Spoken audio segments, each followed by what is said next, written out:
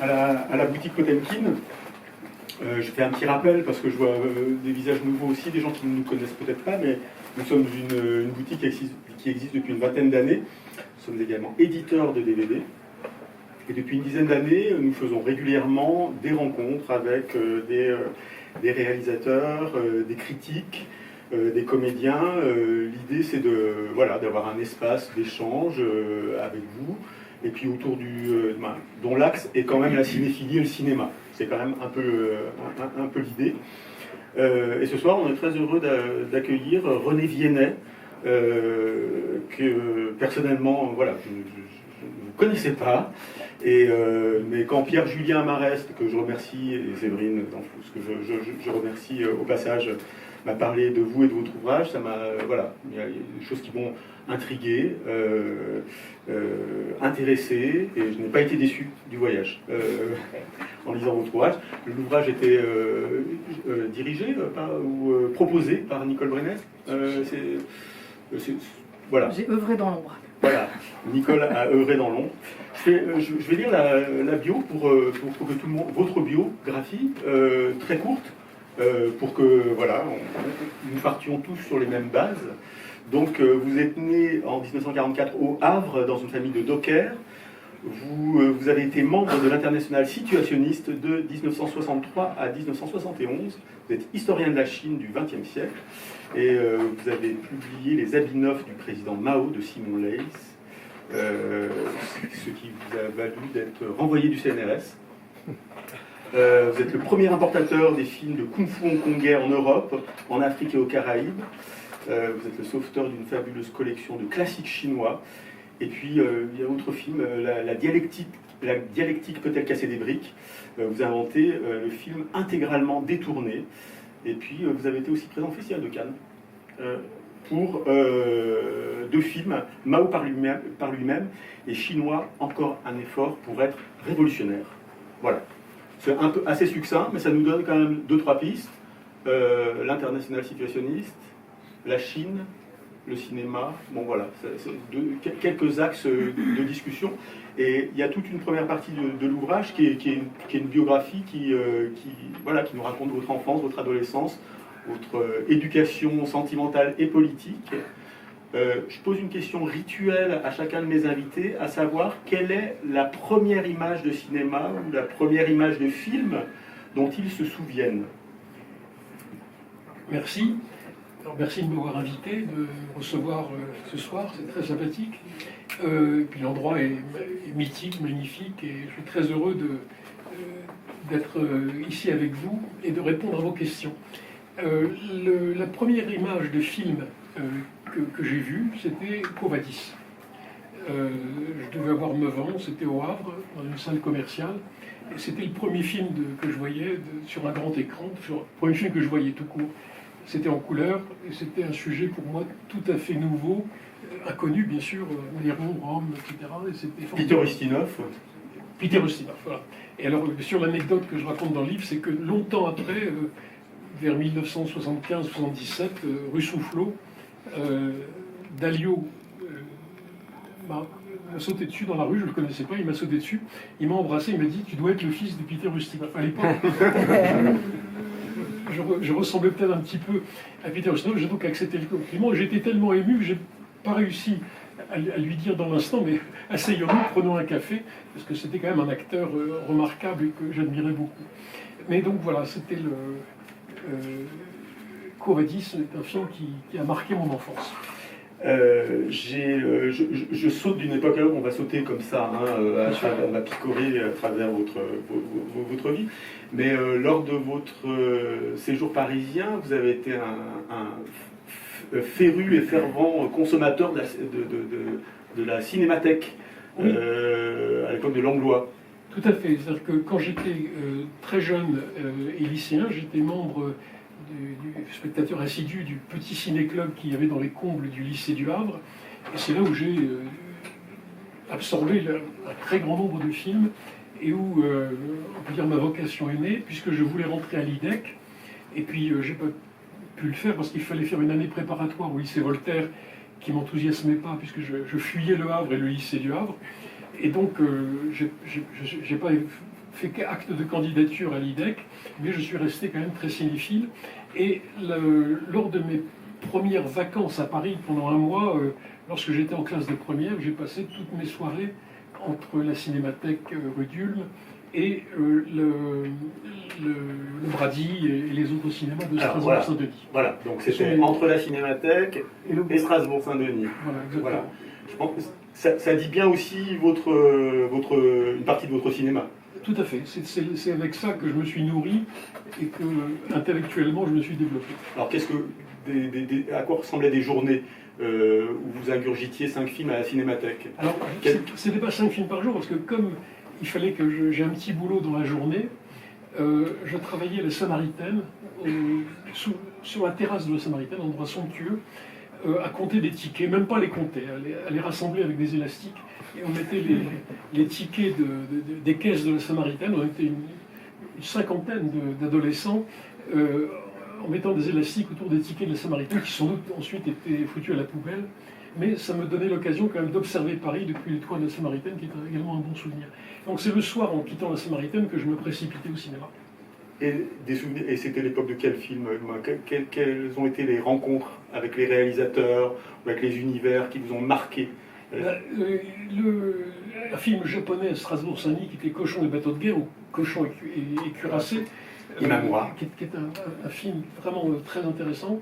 Et c'était les films de Bava, les films d'épouvante.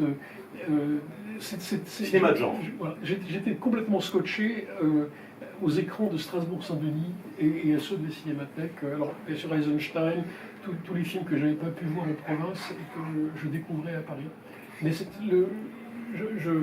j'absorbais tout, quoi. J'allais voir tout, etc. Alors je fais un petit retour en arrière. Au Havre, il y a quand même une figure comme ça, un prof d'anglais qui a été important pour vous et qui animait le ciné-club, ou vous animez le ciné-club, c'était un grand cinéphile.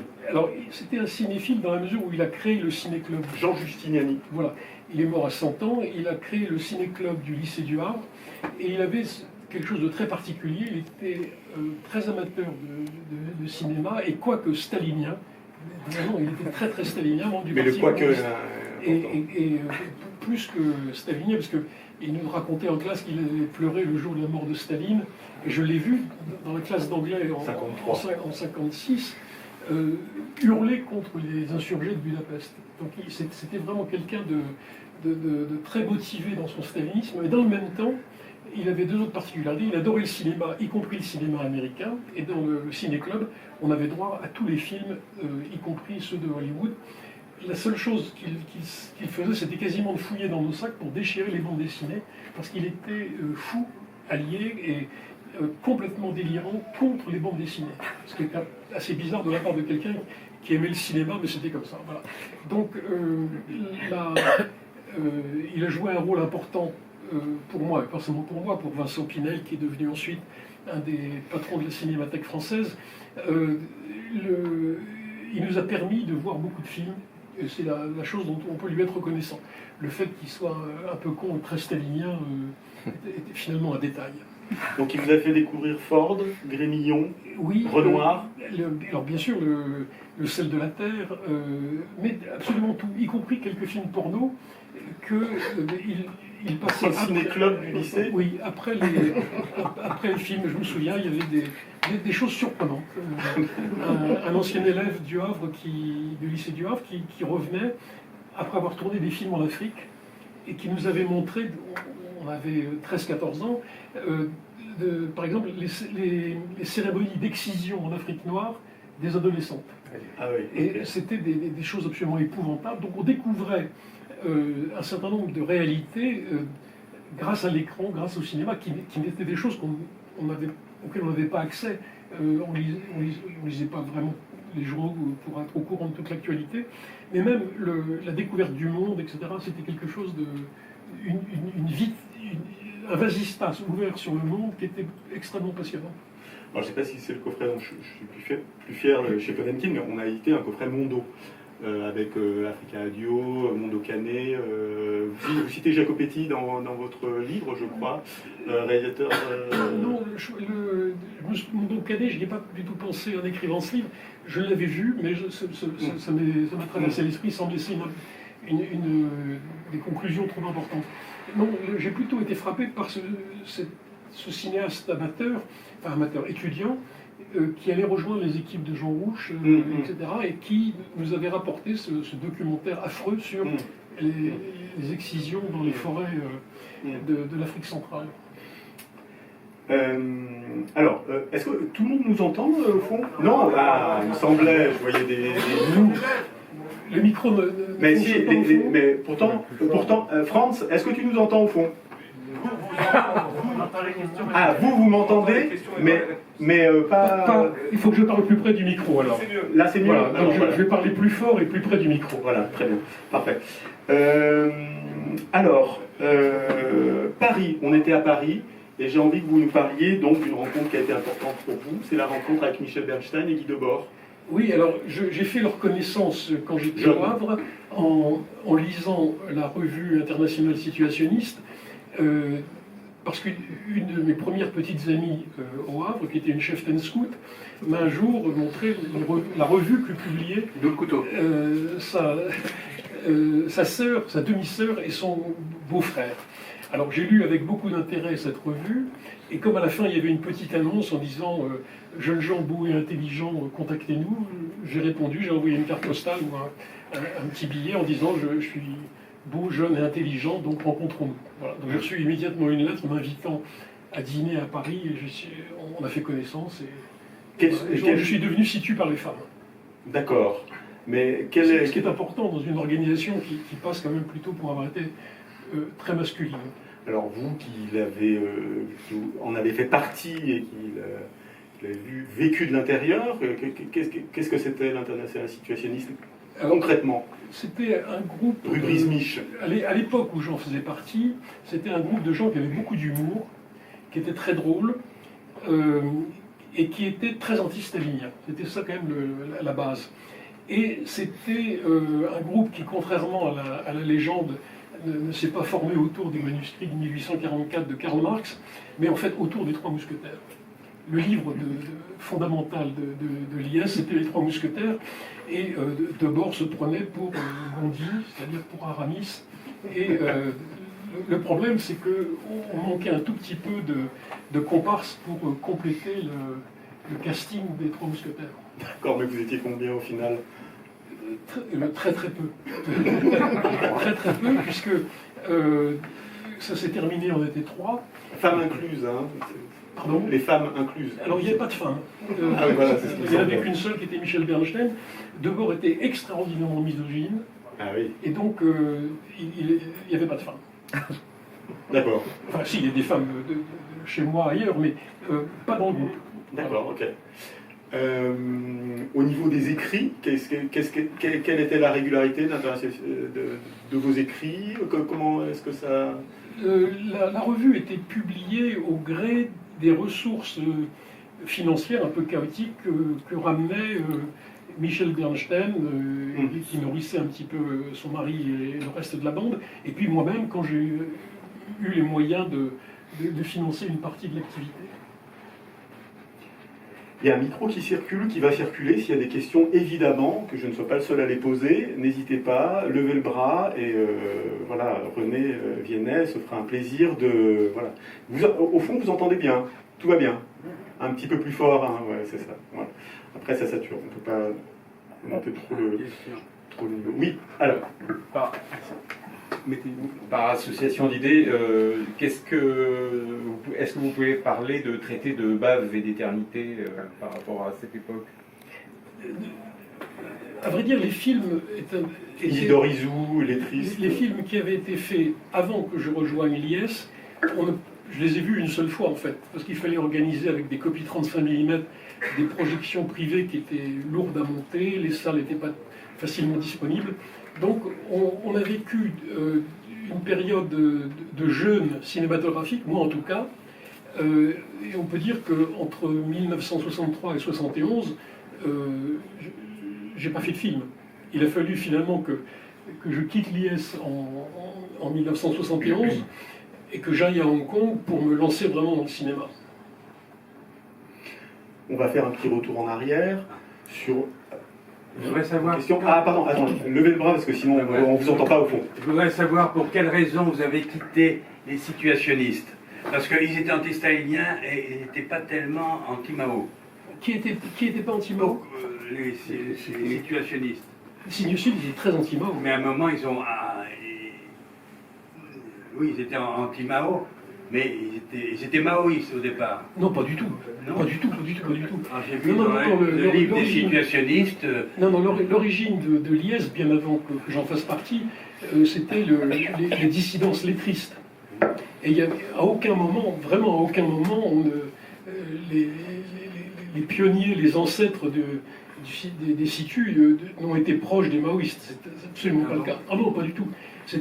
Les maoïstes étaient les gens les plus méprisés de cette époque, et pour de bonnes raisons. Non, mais il y a eu à aucun moment de maoïstes ou d'ex-maoïstes qui nous ont approchés. Question. Dominique. J'y vais. Oui, allez. René Guéné, votre acharnement contre Jean-Luc Godard, vous pouvez en parler? Alors, Des beaux textes d'ailleurs, moi qui suis un godardien fervent, j'ai trouvé vos textes splendides. Alors, je dois dire que j'ai été d'abord fanatique de Godard, comme tous les gens qui avaient vu À bout de souffle, puisque dans le tout petit local du ciné-club du Havre, dans lequel j'avais installé un divan et quelques étagères, j'avais mis sur le mur une affiche de 180 cm de longueur avec Belmondo et Gene Seberg. Donc j'ai été, comme tout le monde, très séduit par le premier film de Godard et ensuite malheureusement déçu par le virage pro-maoïste qu'il a suivi, qui est absolument absurde et qui l'a déconsidéré à mes yeux. Est-ce qu'on peut se permettre un moment de lecture ou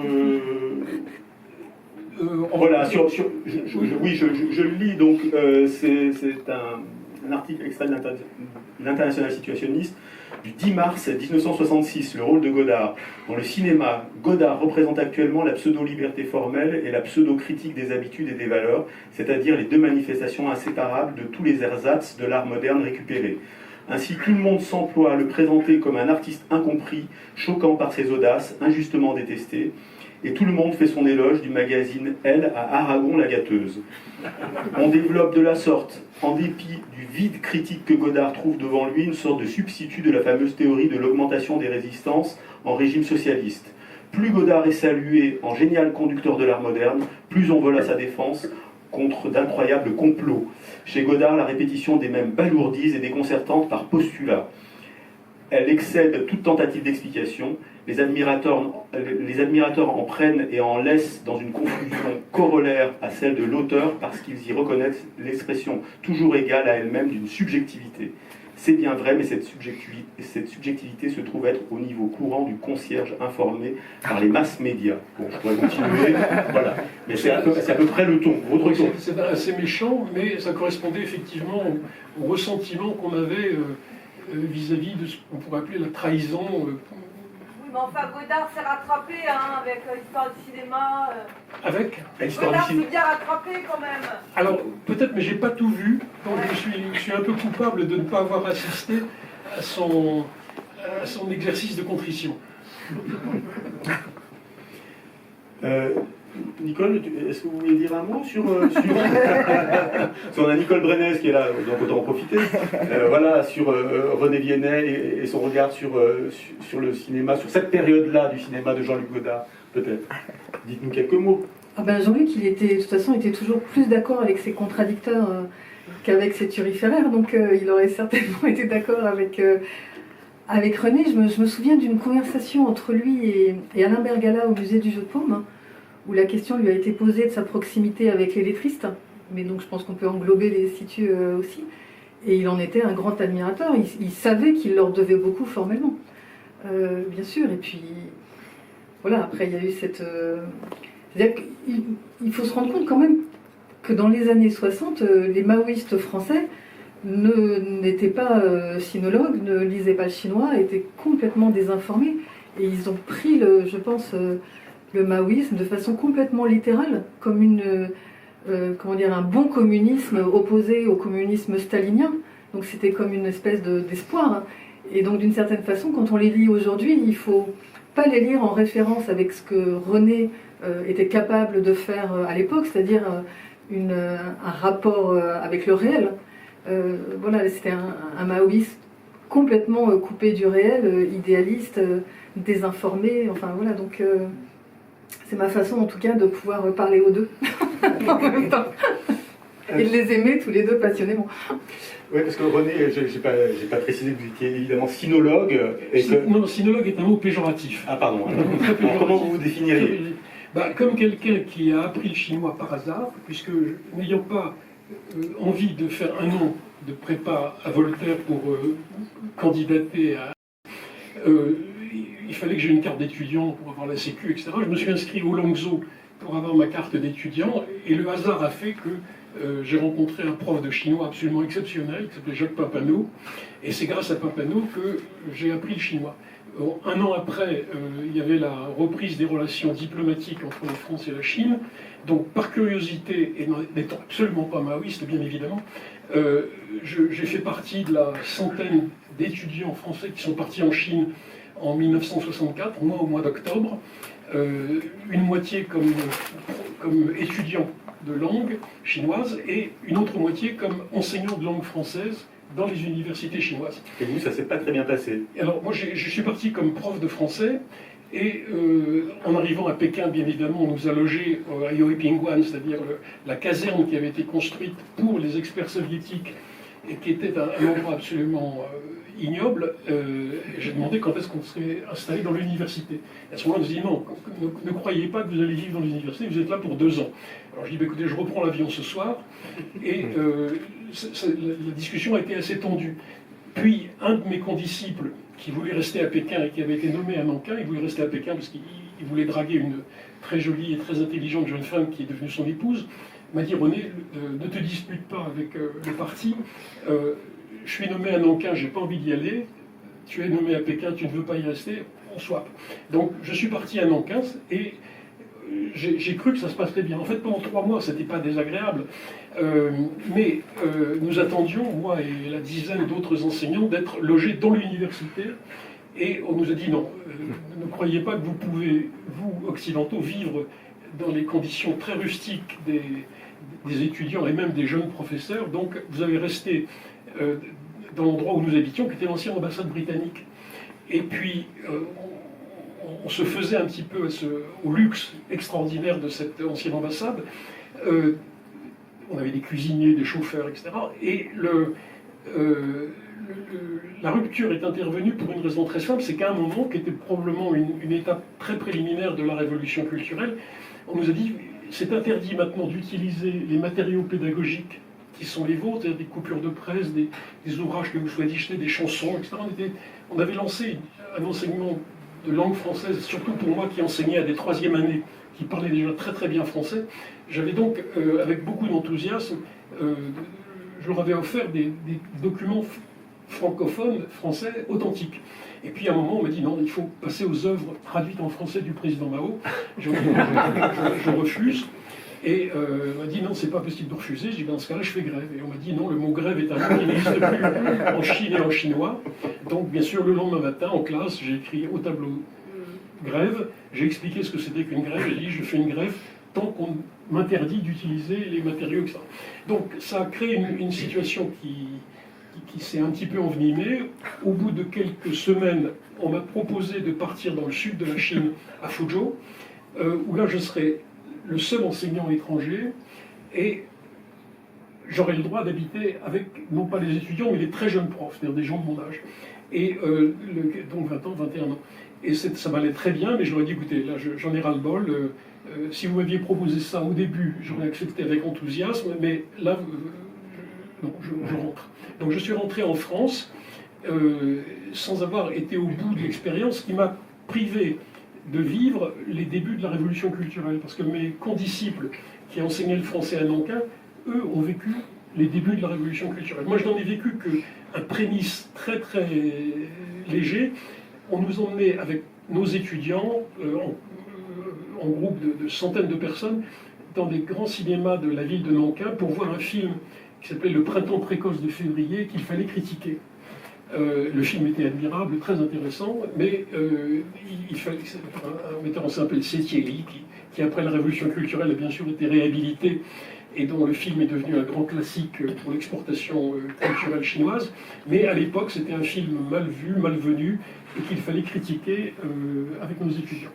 Donc, je suis sorti de Chine au bout de 6 mois, ce qui est très, très court pour quelqu'un qui devait y passer 2 ans. Et je suis rentré à Paris quasiment le jour de mon 21e anniversaire. Vous étiez très jeune.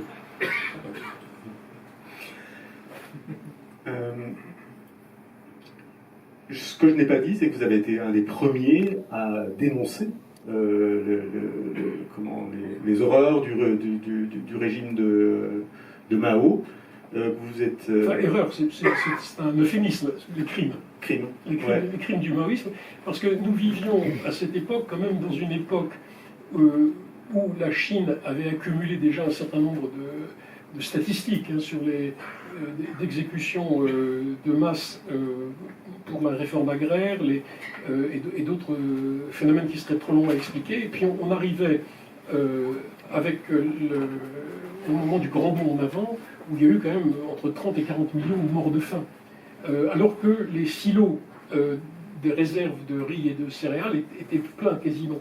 Donc tout à l'heure, Nicole parlait de la vision idyllique et lyrique qu'avaient pu avoir Godard et d'autres maoïstes, disons, mondains à Paris, mais il y avait quand même un certain nombre de gens dans les amitiés franco-chinoises qui connaissaient la réalité chinoise, qui connaissaient les statistiques criminelles du régime, et qui en étaient très très heureux. C'est-à-dire qu'on a eu avec le maoïsme en France, il faut le dire et le répéter, le même phénomène qu'on a eu avec le stalinisme ou avec le nazisme, ce qui est un phénomène très proche.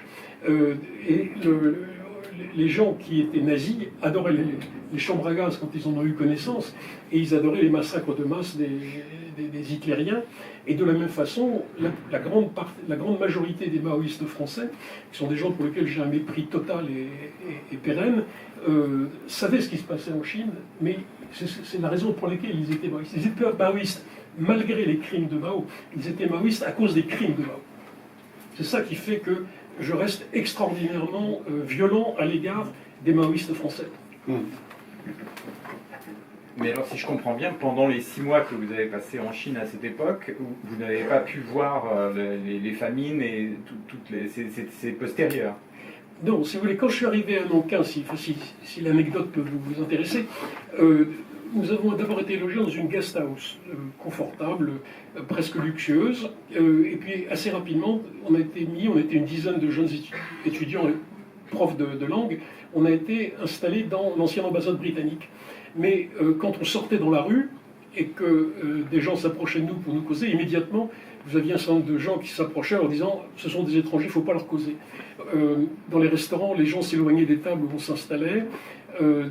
Chez le coiffeur, on était coiffés bien évidemment, mais c'était pas très facile de causer avec les gens. En plus, notre niveau de chinois n'était pas très très bon encore à l'époque.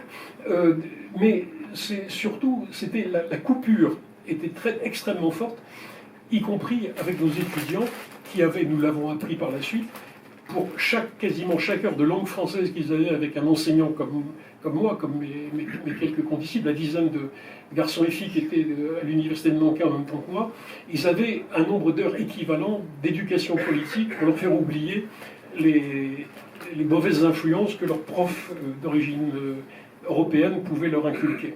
Donc la coupure était extrêmement forte. C'était très difficile de se faire des amis. L'un de mes collègues, l'histoire est dramatique, j'en parlerai pas s'il ne l'avait pas raconté lui-même dans un livre, a reçu un petit message dans le cahier d'exercice par une de ses étudiantes qui avait mis sa photo et lui a dit « Est-ce que le professeur me trouve jolie ?» Du coup, il était un peu intimidé, même terrorisé à l'idée que ça puisse mal se passer. il a eu quelques rencontres très très pudiques, très amicales, très gentilles dans des jardins publics le soir. Et puis ils ont été repérés et la fille a disparu. Alors il a pendant 2 ans, il s'est battu pour avoir des nouvelles de son étudiante qui avait disparu de la classe. Et puis il est arrivé au terme de son visa, il a dû quitter Nankin pour aller à Hong Kong. Et bien sûr, à Hong Kong, on ne lui a pas renouvelé son visa, donc il n'est pas rentré en Chine. Et par la suite, un de mes étudiants, parce que j'étais en 3e année avec des étudiants qui parlaient déjà bien français, m'a écrit au moment où, après la révolution culturelle, Deng Xiaoping a donné l'ordre à des dizaines de milliers de Chinois de partir à l'étranger. Et un de mes étudiants m'a écrit en disant « René, il était rentré à l'Académie des sciences sociales, je viens de trouver dans les bibliothèques un numéro de l'Express où tu interviews Chiang Ching-kuo, le président de Taïwan.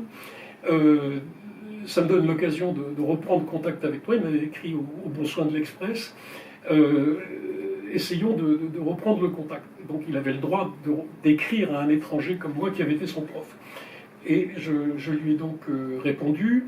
J'ai compris que si je faisais le nécessaire, il aurait le droit de venir en France. Il est venu en France, il s'est inscrit à l'école des hautes études, etc. Et c'est à ce moment-là que ce garçon, qui avait mon âge, nous a expliqué ce qui s'était passé après. C'est-à-dire comment le propre traducteur de Mao, traducteur des poèmes de Mao, avait été battu quasiment à mort par les étudiants, comment un jeune homosexuel dans notre classe avait été jeté du 4e étage et laissé agoniser sur le béton du trottoir dans l'université de Nankin, et malheureusement nous a appris que la jeune étudiante qui avait commis l'imprudence de mettre sa photo dans le cahier de notes de mon condisciple et collègue avait été soumise à une critique affreuse de la part des gardes rouges et qu'elle avait été suicidée. Soit elle s'était jetée par la fenêtre également du 4e étage, soit elle avait été projetée du 4e étage par ses condisciples. On a donc découvert, si vous voulez, 10 ans après, puisqu'on était à ce moment-là vers 78-79, j'ai quitté en 65, donc plusieurs années après, on a découvert ce qu'avait été l'horreur des débuts de la révolution culturelle, que moi je n'avais pas observé et que mes condisciples avaient un tout petit peu vécu au tout début, mais sans en voir les horreurs qui sont devenues ensuite constantes tout au long des 10 années de la révolution culturelle, où il y a eu 4 millions de morts quand même. Donc, si vous voulez, j'ai gardé de cette époque de mon séjour en Chine une impression extrêmement forte de la misère qui était celle du maoïsme, de la terreur que le régime imposait à tout le monde, et je n'ai pas eu de mal, si vous voulez, à devenir l'éditeur de la plupart des classiques de l'anti-maoïsme en France, puisque j'ai traduit d'abord le livre, dès que je suis sorti de Chine en 65 à 21 ans, j'ai traduit le livre de Harold Isaacs, La tragédie de la révolution chinoise, qui n'était pas un livre contre le communisme, c'était un livre plutôt contre le Kuomintang, contre le parti nationaliste. Mais ce livre, paradoxalement, m'a mis en conflit avec l'establishment maoïste chrétien de la France. Parce que une des choses qu'il faut faire rappeler, faire remarquer à tout le monde, c'est que parmi les maoïstes français, il y avait une engeance qui était plus vicieuse encore que le reste, qui étaient les catho-mao, les chrétiens maoïstes, les gens de la revue Esprit, Jean-Luc Doménac, le fils de son père, Léon Vandermerch, ces gens-là étaient des ordures absolues et étaient épouvantables.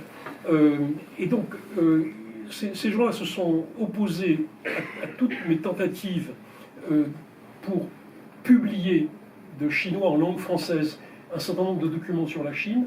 Ils se sont opposés à la publication de Isaacs, même les trotskistes français s'y opposaient, alors que Isaacs était trotskiste quand il avait écrit son livre, et que le livre avait été coécrit par un des fondateurs du Parti communiste, Liu Zhenxing, qui avait été lui-même l'un des leaders du trotskisme chinois. Mais les trotskistes français ne voulaient pas entendre parler du livre d'Isaacs. Il y avait à l'époque trois sectes trotskistes en France. Ils ne voulaient pas en entendre parler parce que Liu Zhenxing, qui avait été un des fondateurs du PC et qui était devenu le leader du trotskisme, s'était fâché avec les autres trotskistes, puisque vous savez que dès qu'il y a deux trotskistes, il y a trois tendances. Et donc, ils s'étaient fâchés et étaient persona non grata. Donc, je me souviens du moment où, en toute candeur, j'ai apporté le livre d'Isaacs à traduire à Gallimard, à Pierre Nora, qu'il a accepté immédiatement. J'ai passé un an à le traduire, et au milieu de cette année, Pierre Nora m'a appelé en disant « On vient de recevoir un coup de fil d'un type qui s'appelle Chénaud, je ne connaissais pas Chénaud, qui m'interdit de publier ce livre. » Alors j'ai voulu savoir qui était la personne qui se sentait assez influente pour téléphoner à Gallimard en interdisant qu'on publie une traduction de l'anglais sur la Chine. Et j'ai été assister à un cours que donnait Jean Chénaud à la Sorbonne sur l'histoire du Parti communiste chinois. C'était ridicule, à pisser de rire, des caractères chinois mal écrits au tableau, et un imbécile total, méprisable. Donc je suis allé le voir à la sortie du cours, et je lui ai dit, je ne sais pas pourquoi vous avez eu la mauvaise idée de tenter de me retirer le pain de la bouche et de m'interdire de traduire pour Gallimard ce livre, mais autant vous dire qu'après l'heure que je viens de subir à vous écouter et raconter n'importe quoi, n'importe comment sur le Parti communiste chinois, je vous déclare mon ennemi, et si l'un de nous deux doit disparaître, ce ne sera pas moi. Donc ça a été le début d'une guerre inattendue pour moi, parce que je ne m'attendais pas du tout à être confronté, si vous voulez, à ce genre de choses. Quand j'avais traduit pour Gallimard le livre, je cherchais simplement de quoi payer mon loyer. Et c'est cette rencontre avec cette saloperie, cette ordure de Chénaud, qui m'a convaincu de me lancer un petit peu plus avant dans la connaissance et bien comprendre ce qu'était l'histoire de la Chine. Et ça m'a conduit peu à peu à la suite de ce que vous connaissez sans doute, c'est-à-dire j'ai été le premier éditeur de tous les dissidents chinois, jusqu'à mon départ de France en 1979. J'ai donc publié le Chinois, si vous le saviez, du groupe Li Zhe, puis par la suite Wei Qingshan et d'autres. J'ai fait même en 1979, avant de quitter la Chine, pour mes étudiants de l'école polytechnique, la première traduction du premier texte connu de Wei Qingshan, qui était donc la 5e modernisation, que j'ai retrouvé là récemment, le tapuscrit de ma traduction pour mes étudiants en 1979. Je vais essayer de vous ramener au cinéma, mais non, mais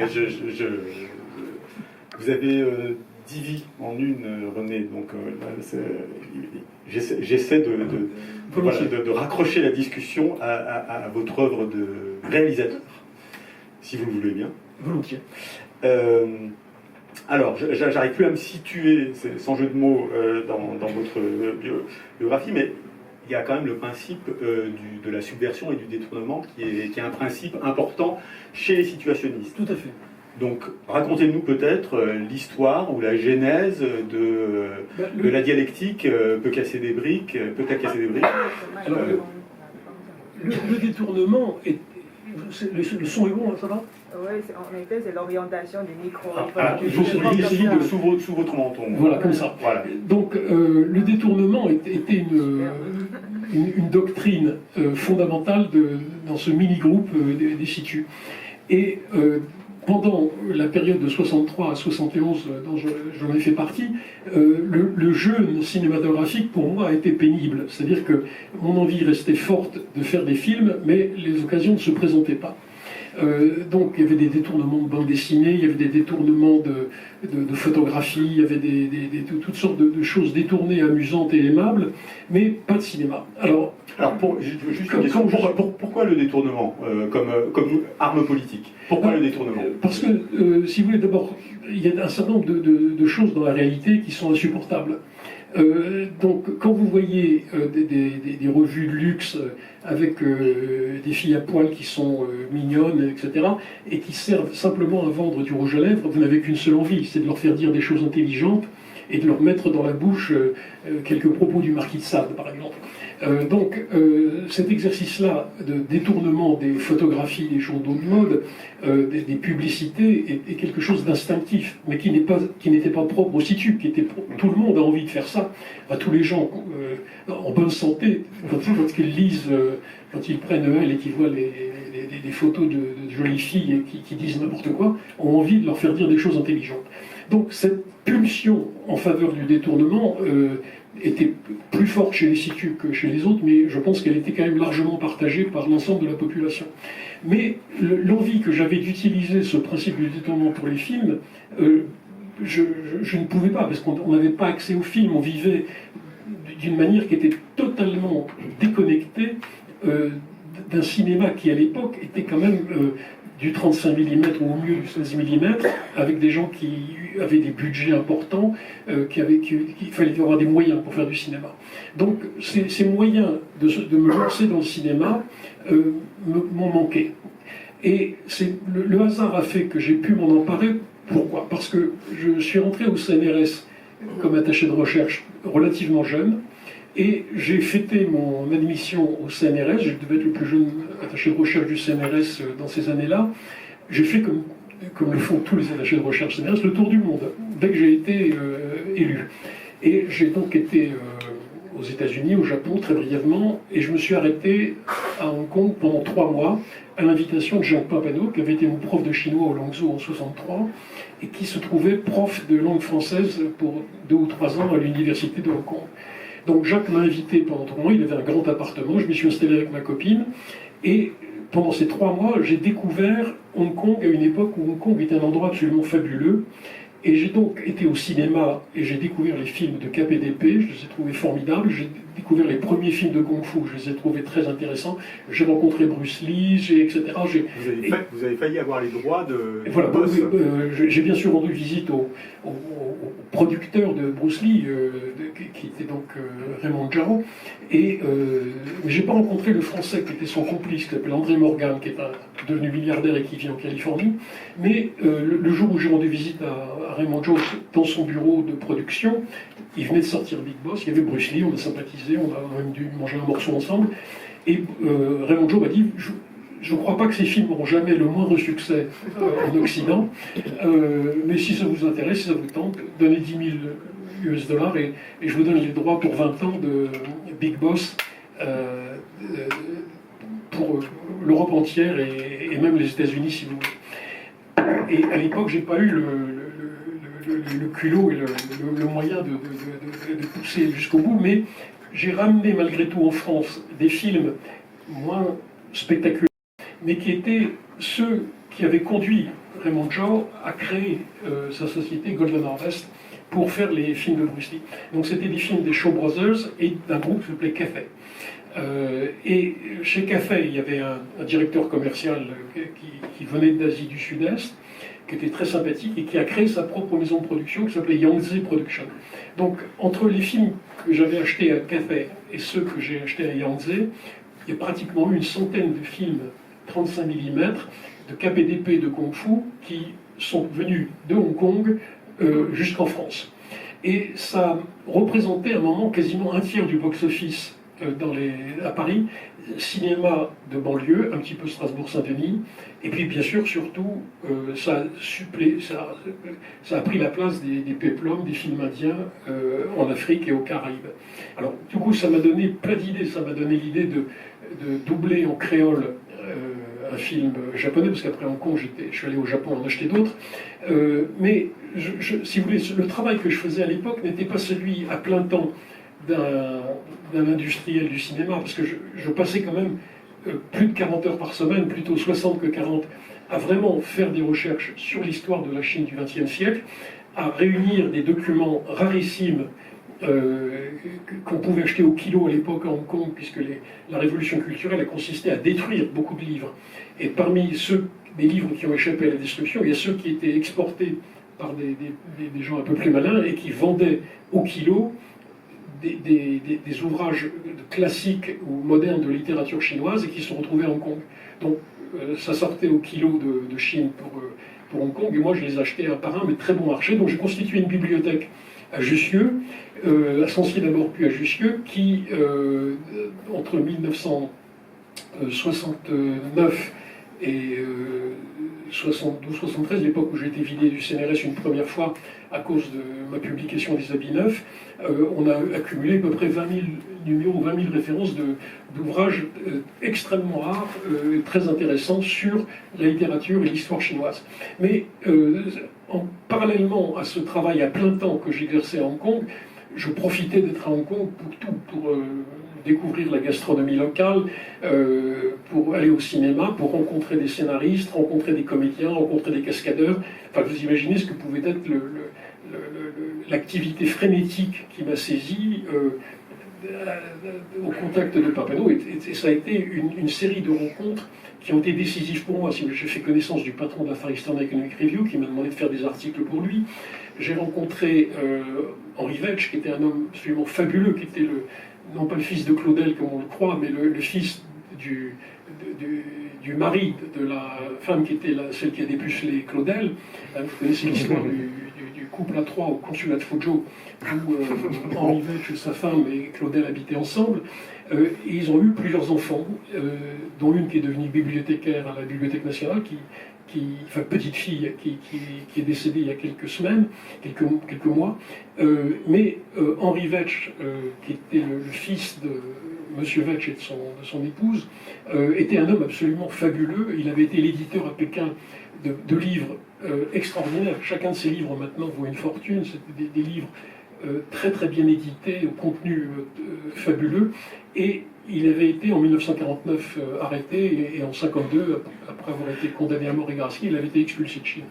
Donc j'ai rencontré... René, j'essaie de vous ramener au cinéma. Hein, Oui. je veux passer un extrait de la dialectique. Voilà. Alors, je vous laisse... Oui, donc si vous voulez, Hong Kong a été un moment absolument essentiel dans ma découverte du cinéma. Et c'est là où j'ai vu un film qui s'appelait Tang Shou Tai Chuan Dao, c'est-à-dire la boxe chinoise et le taekwondo, qui était le film parfait pour un premier détournement intégral d'un film. Donc je l'ai acheté et je l'ai en une après-midi, 2 après-midi au maximum, détourné avec les 417 sous-titres que j'ai créés pour raconter une autre histoire très différente de celle que le film racontait, ça a été la dialectique peut-être casser des briques. Après la dialectique, bien évidemment, il fallait monter en pression un degré plus haut. Qu'est-ce qu'on peut faire de mieux après avoir détourné un film de karaté, de taekwondo et de boxe chinoise de Hong Kong? Il fallait passer au film porno japonais, donc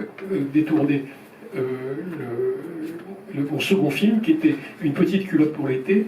Et pour que le détournement soit un peu plus costaud que ce qu'attendait le public, j'ai rajouté bien évidemment des scènes porno hard, tournées avec quelques amis dans un studio du 15e arrondissement, en particulier le passage qui est reproduit en photo dans le livre que vous avez sur vos genoux aujourd'hui, mais qui est un moment qu'il faut citer absolument, qui est celui où une très jolie dame et un jeune homme très vigoureux qui s'amusait avec elle, j'avais glissé sous les fesses de la dame le livre que je venais d'éditer, qui s'appelait Révocu dans la Chine Pop, qui est devenu un classique depuis, mais qui à l'époque n'était pas très connu. Et donc on a, avec Révocu dans la Chine Pop, au fur et à mesure que ce vigoureux jeune homme secouait sa partenaire, on voyait apparaître le titre du livre sur le dos du livre. Donc ça a été un succès homérique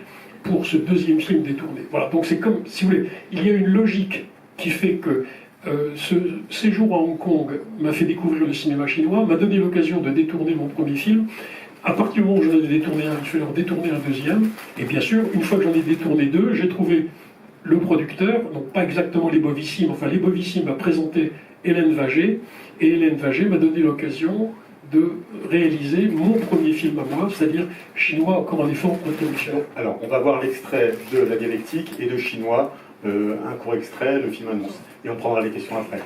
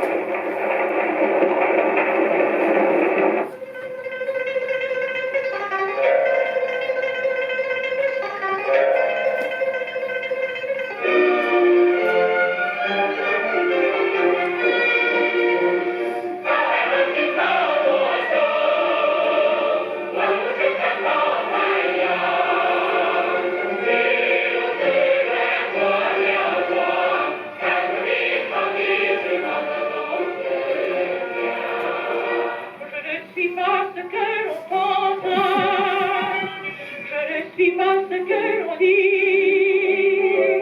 Au cinéma, pour qu'on vous lance.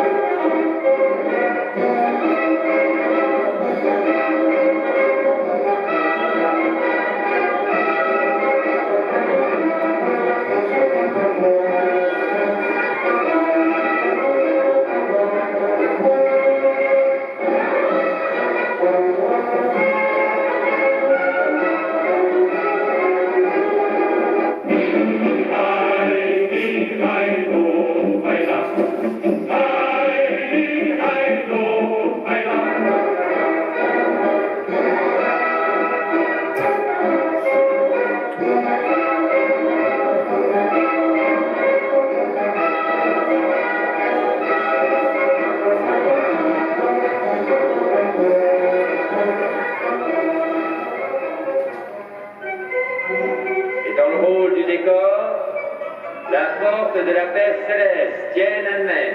我爱今天们，铁门张开洋葱，为了领袖好东西，与我们向前行。我爱北京天安门，铁门张开洋葱，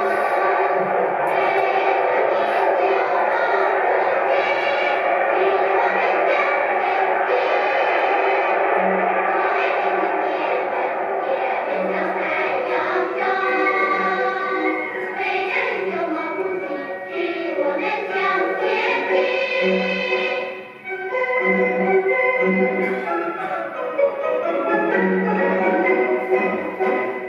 我爱北京铁门，铁门张开洋葱，为了领袖毛主席，指引我们向前行。我爱北京天安门，铁门张开洋葱，为了领袖毛主席，指引我们向前行。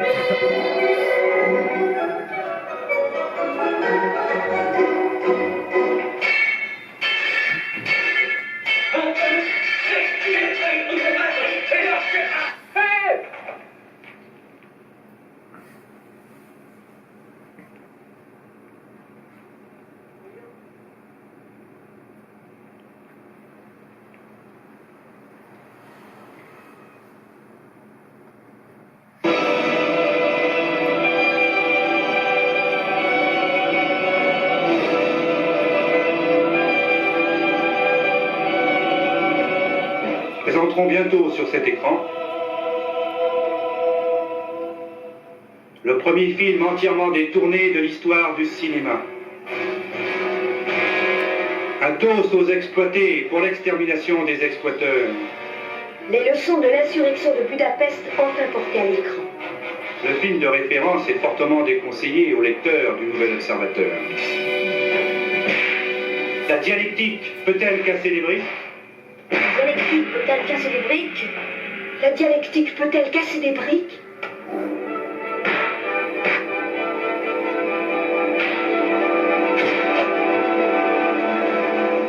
Les petits chefs morts pendant que les bureaucrates constatent. Si les prolétaires s'attaquent aux masses médias, notre idéologie va refroidir. Même si on a le cul dans l'eau tienne. J'en parlerai à mon ministre de la Culture. Il faudra interdire tous ces films. L'adaptation détournée du doublage a été réalisée par l'Association pour le développement des luttes de classe et la propagation du matérialisme dialectique. Un épisode pendant de l'âpre combat entre le prolétariat à gauche et la bureaucratie à droite.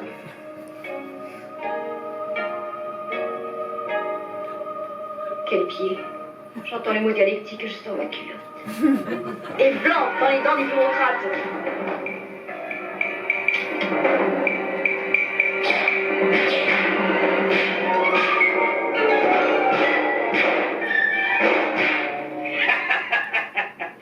Tu me plais pas, Larbin. Ils ont tous ton air félinou là-dedans. Ça doit puer la surpote des mauvais soirs.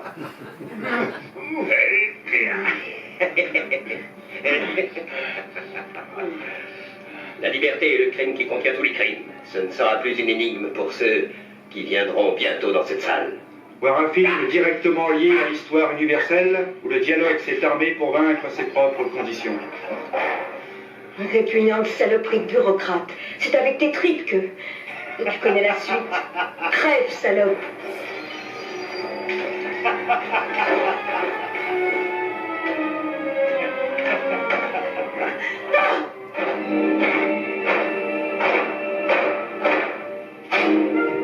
En attendant, vous allez produire et consommer. Les idées s'améliorent, le sens de l'adaptation du dialogue y participe. Entre autres, vous verrez un bureaucrate prévoyant et lucide préparant ses tripes. Quand la dialectique devient force pratique, les bureaucrates en prennent plein la gueule.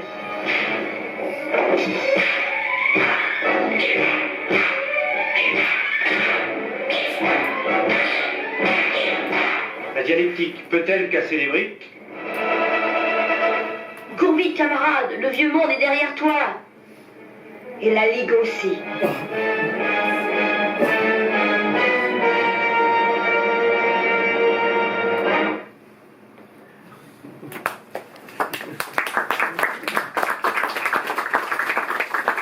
Vous avez eu les films là dans l'ordre inverse, c'est-à-dire qu'il fallait voir d'abord celui qui est sorti en 73, qui était La dialectique veut casser les briques, est sorti après la mort de Mao, quasiment le mois qui a suivi la mort de Mao, Chinois encore un effort pour être révolutionnaire, qui est donc sorti à temps pour le Festival de Cannes, et qui a été le film de la quinzaine des réalisateurs, en même temps que Mao par lui-même, qui était un court-métrage assez différent, était le film sélectionné officiel pour la compétition des courts-métrages. René, ça fait presque une heure qu'on parle. On va peut-être prendre quelques dernières questions et puis après on fera la dédicace de l'ouvrage. Oui, volontiers, mais ne vous sentez pas limité par les questions, posez-en autant que vous voudrez.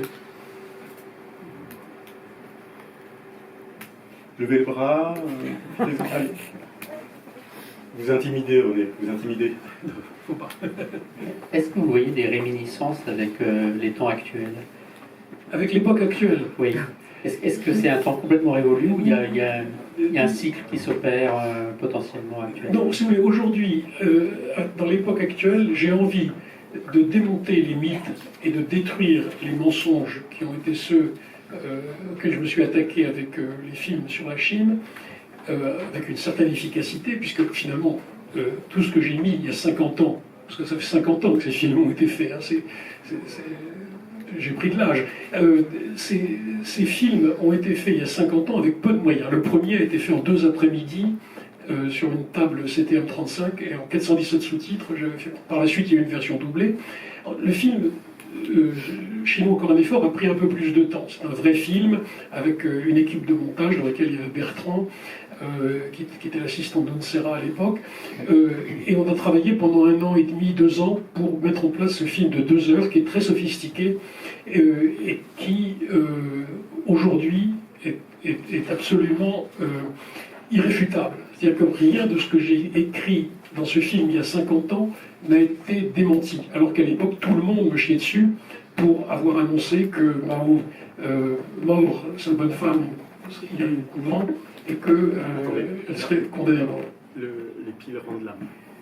Donc, si vous voulez, j'ai fait un exercice il y a 50 ans qui a été efficace pour dénoncer les mensonges de la propagande maoïste et surtout les conneries que les maoïstes français, des imbéciles comme Chénaud, Doménac, Vandermeersch, Badiou, pouvaient colporter dans l'université française. Alors maintenant, aujourd'hui, 50 ans après, si vous me posez une question, qu'est-ce qu'on doit faire comme film? Je pense, et c'est le dernier chapitre du livre que vous avez ici grâce à Potemkin sur vos genoux ce soir, je propose de me lancer en revenant au cinéma, parce que j'ai été absent du cinéma pendant de longues années, j'ai fait d'autres choses, j'ai vendu du combustible nucléaire, j'ai été banquier, j'ai fait toutes sortes de choses.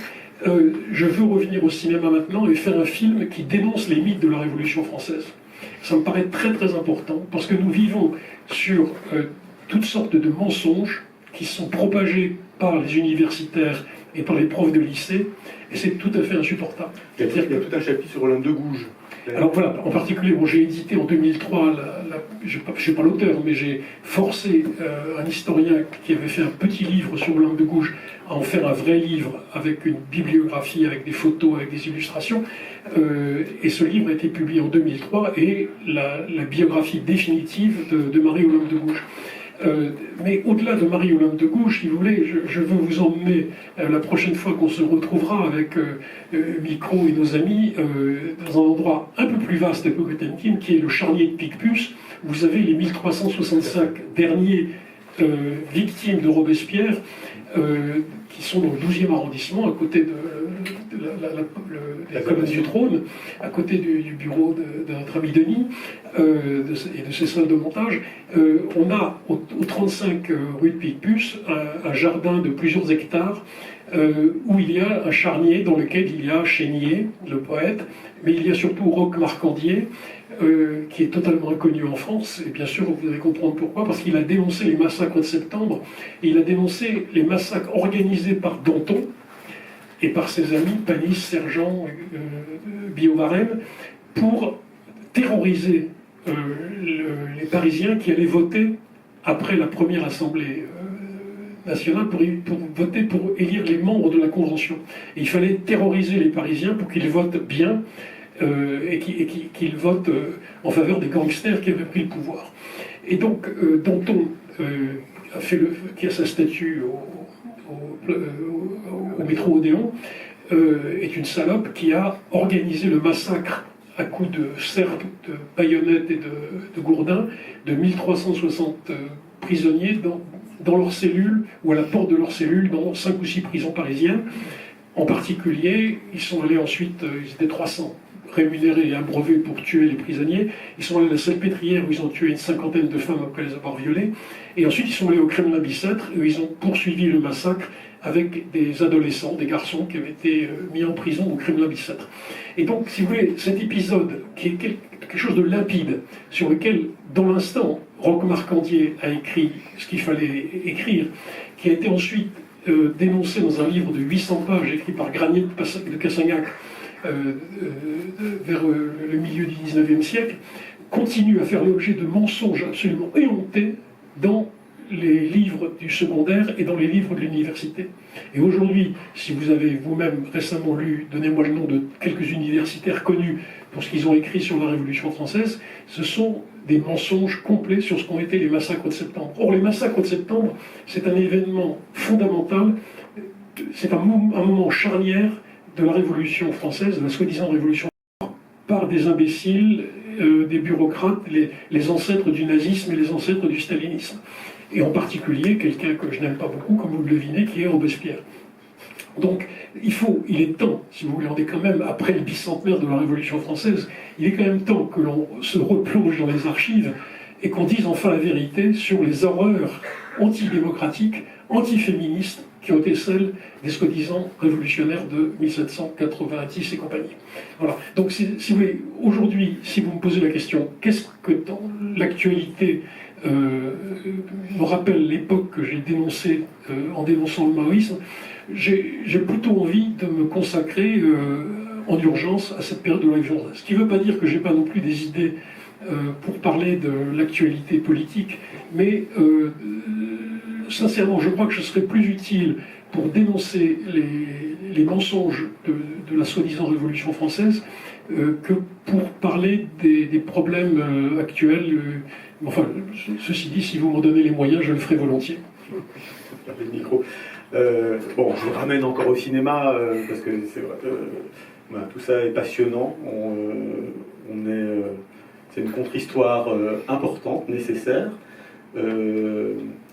Je reviens par le petit chemin de la liste de films que je vous avais demandé, et je n'ai pas été surpris de retrouver des films de notre ami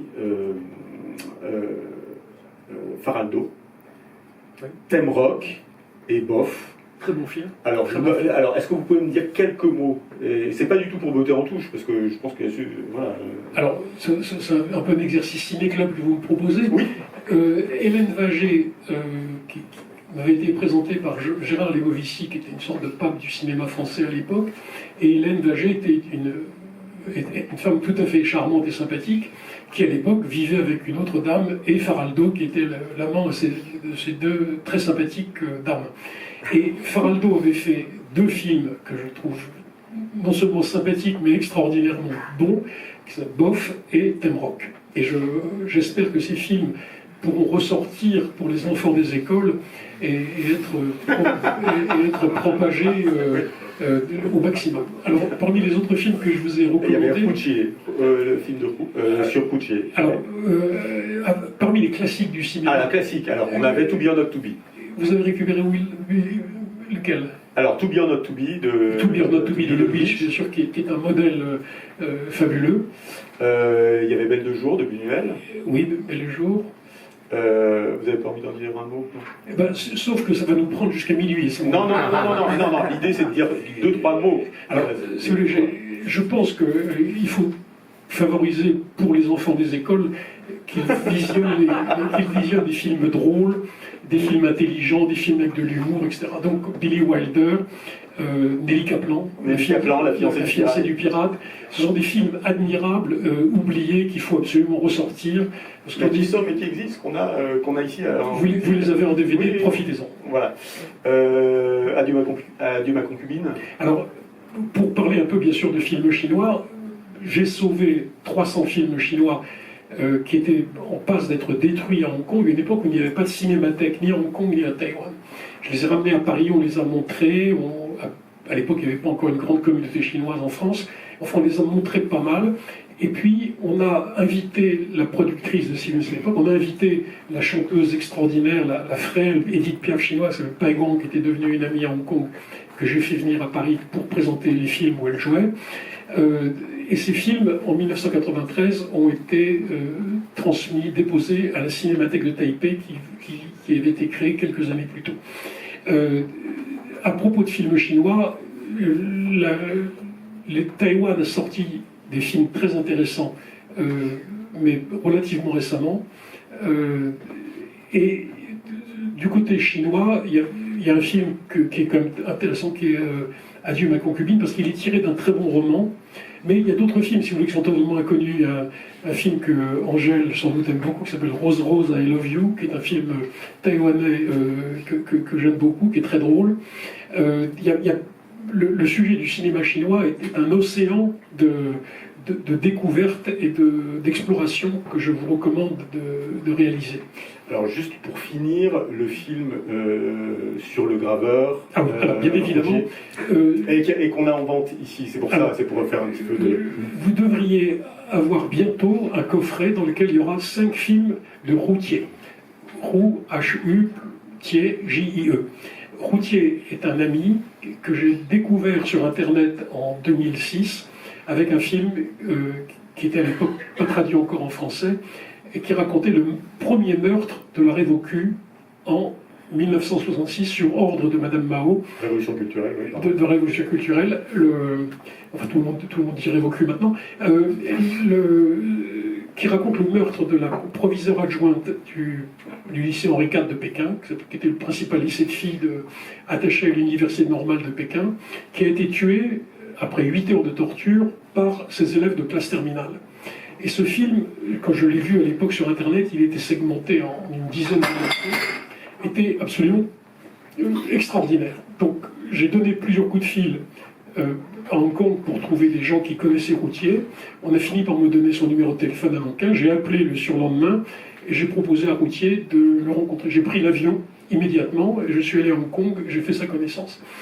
Et je ne me suis pas trompé, c'était quelqu'un d'extraordinaire. Donc depuis cette date de 2006-2007, je suis porté et transporté par cette nouvelle vocation pour moi qui est de mettre en valeur les 30 films que Routier a fait dans des conditions héroïques, sans moyens, avec une petite caméra familiale et un ordinateur d'occasion. Et ces 30 films de Routier sont absolument fabuleux. Et ils sont fabuleux pour moi pour une autre raison, c'est que c'est la suite logique de chinois encore un effort pour être révolutionnaire.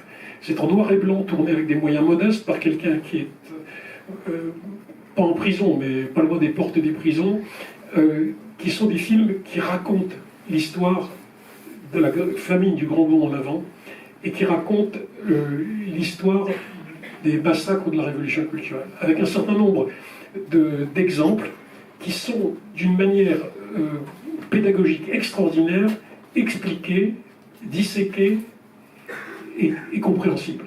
Et il faut que ces 30 films de routiers soient mis en valeur. Alors, comment faire quand il y a 30 films pour qu'ils soient connus? Il faut en faire un 31e. Et le 31e, c'est Bertrand, qui est assis en face de nous, là, qui l'a fait, avec quelques autres amis qui sont dans la salle, pour, à l'occasion d'une escale de routier à Paris, il a été filmé en train de faire son deuxième métier, en dehors de cinéaste, il est graveur, en train de graver, et il raconte comment il a fait ses films, comment il est venu à faire de la gravure d'abord et ensuite du cinéma. Et on profite de son passage à Paris pour mettre quelques extraits de ses films en valeur.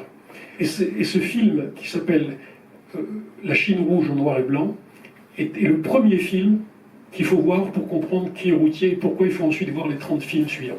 Alors prenez juste en 2 mots, mais vraiment 2 mots, quel est le regard que vous avez sur les cinéastes chinois contemporains, Jia Zhangke, Wang Bing, qu'on a accueillis ici? Est-ce que vous les connaissez? Est-ce que vous connaissez leur œuvre?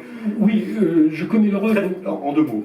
Je trouve ce cinéma très intéressant et il faut aider à sa diffusion. Il faut aider à ce qu'ils soient... Ils sont présents dans les festivals. Bien traduits, c'est très bien. Ceci dit, ça s'est fait sans que j'intervienne et je m'en félicite. Je ne vais pas, moi tout seul, avoir l'idée absurde de monopoliser le cinéma chinois. Ce n'est pas du tout mon objectif. Donc je me suis plutôt attaché, non pas à ceux qui trouvaient facilement leur public, comme Jia Zhangke et Wang Bing, qui n'ont aucune difficulté à se retrouver sur les télévisions, sur Internet et en DVD, mais plutôt au patriarche du cinéma documentaire chinois indépendant, qui est routier, et qui est vraiment quelqu'un de tout à fait extraordinaire. Alors grâce à Nicole, on a pu le faire inviter à l'école des Chartes, où il a fait un exposé tout à fait remarquable, en présentant 2 de ses films. Il est revenu en France à plusieurs reprises.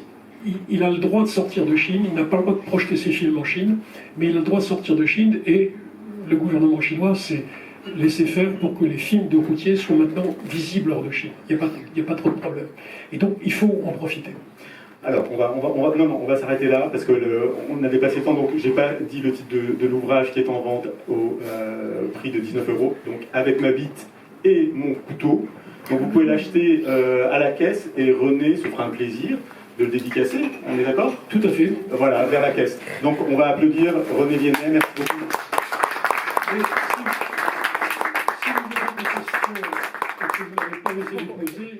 N'hésitez pas. De manière plus informelle, on le fera autour d'un verre. Voilà. Merci.